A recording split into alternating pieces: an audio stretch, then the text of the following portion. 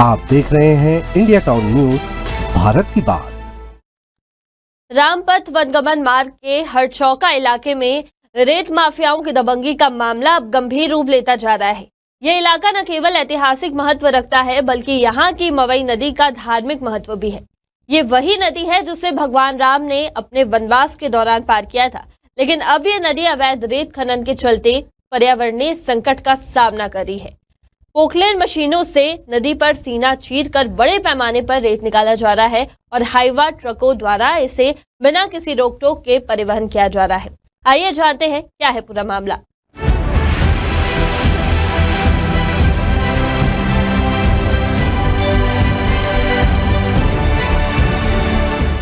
राष्ट्रीय हरित अधिकरण एनजीटी ने स्पष्ट रूप से आदेश दिया था कि किसी भी नदी में पोकलैंड मशीनों का उपयोग अवैध है। इसके बावजूद हरचौका इलाके में ये नियम पूरी तरह से अनदेखा किया जा रहा है। रेत माफिया खुलेआम इन मशीनों का इस्तेमाल कर नदी से रेत निकाल रहे हैं और उसका अवैध परिवहन कर रहे हैं। इस अवैध खनन से न केवल पर्यावरण को नुकसान हो रहा है बल्कि स्थानीय ग्रामीणों के जीवन में भी खासी परेशानियां उत्पन्न हो रही है। ग्रामीणों का कहना है कि जब वे इस अवैध खनन का विरोध करते हैं तो माफिया उनकी आवाज दबाने के लिए हिंसा का सहारा लेते हैं। कई बार ग्रामीणों ने विरोध किया है लेकिन माफिया की ओर से उन पर दबंगई की जाती है। यहाँ तक कि जब ग्रामीण खनन का वीडियो बनाते हैं तो उनके मोबाइल फोन छीनने की कोशिश भी की जाती है। इस दबाव और डर के बावजूद ग्रामीणों ने हार नहीं मानी और प्रशासन से उनकी समस्याओं का समाधान की मांग की है।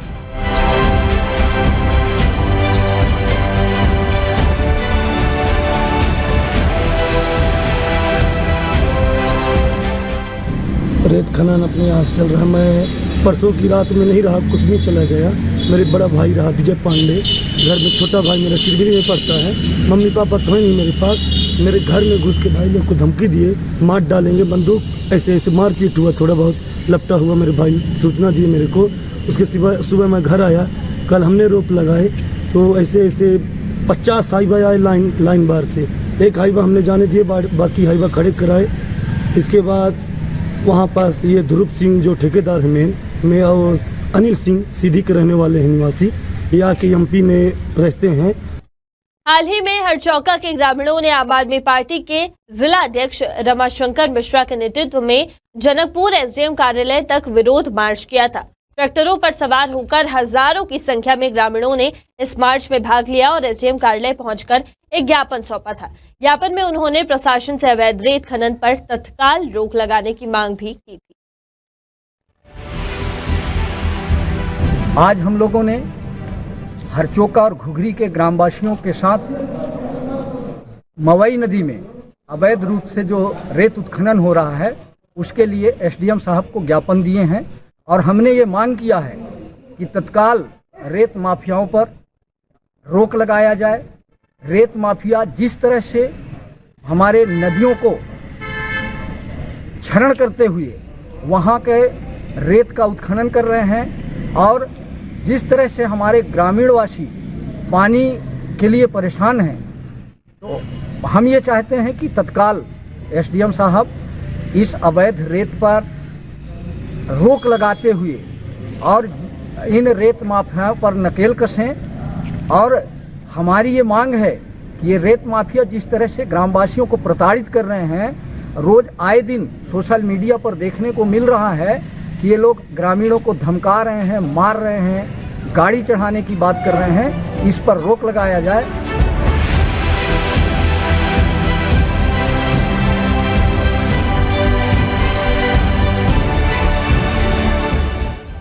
ग्रामीणों का कहना है कि रेत खनन के कारण मवई नदी का जलस्तर घटने से उनकी खेती बाड़ी पर बुरा असर पड़ा है।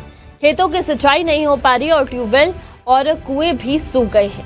इससे उनकी आजीविका को बड़ा नुकसान हो रहा है। इसके अलावा रेत माफिया लगातार उन्हें धमकाते हैं और कह रहे हैं कि अगर इस पर रोक लगाई गई तो वे जान से मार डालेंगे।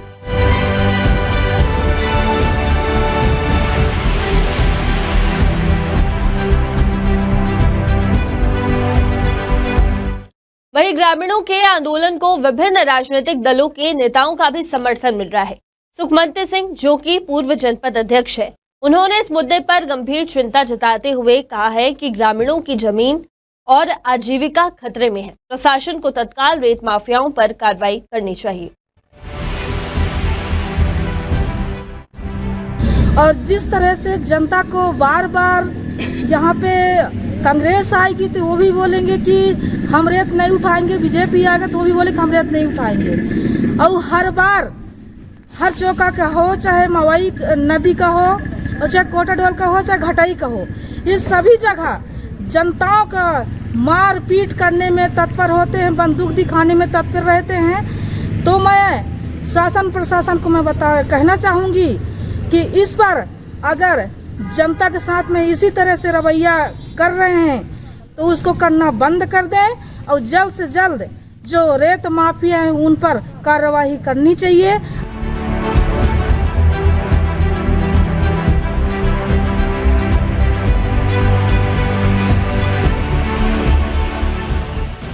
इसके अलावा पूर्व विधायक गुलाब कमरू ने भी इस मुद्दे पर अपनी आवाज उठाई है।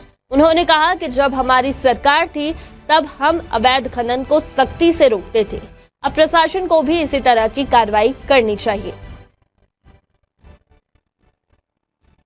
आपको बताना चाहूंगा, जो बार बार रेत की बात आती है, जब कांग्रेस की सरकार थी, जब मैं विधायक था, आपको अच्छे से याद होगा, रेत को लेके मैंने विधानसभा में सदन लगाया, मैं क्वेश्चन भी किया था, प्रश्न आया था, प्रश्न में ही मेरे कारण नीति भी बदला है, आपको याद होगा। रहा दूसरी बात, जनकपुर के मलकडोल में मेरे रहते मलकडोल में एक ट्रैक्टर रेता नहीं गया था, नहीं मैंने चालू करने दिया।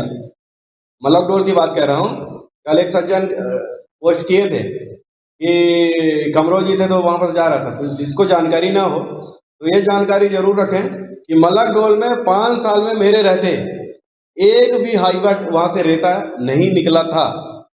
नंबर 2, हरचौका की बात करें, हरचौका के बाद 2 साल कोरोना था, थोड़ा मानी 1-2 बार निकालने की कोशिश की है। जब गांव वाले विरोध किए, जब कलेक्टर साहब थे, मैंने बकायदे उन्हें निर्देश किया कि तत्काल उस पर कार्रवाई, अगर गांव वाले नहीं चाहते तो बिल्कुल कार्रवाई करिए, क्योंकि एनजीटी का निर्देश है कि पोकलैंड नदी में नहीं जाएगा।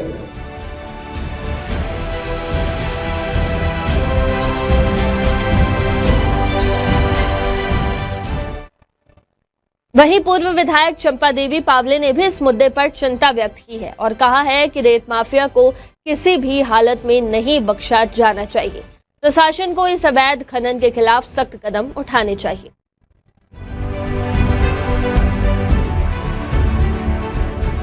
देखिए, वहाँ का सबसे मेन ये है कि अगर लीज वहाँ है, अभी तो मैं देखी नहीं हूँ, गई भी नहीं हूँ, पर सुनने में आया है कि रेत उठाव हो रहा है वहाँ।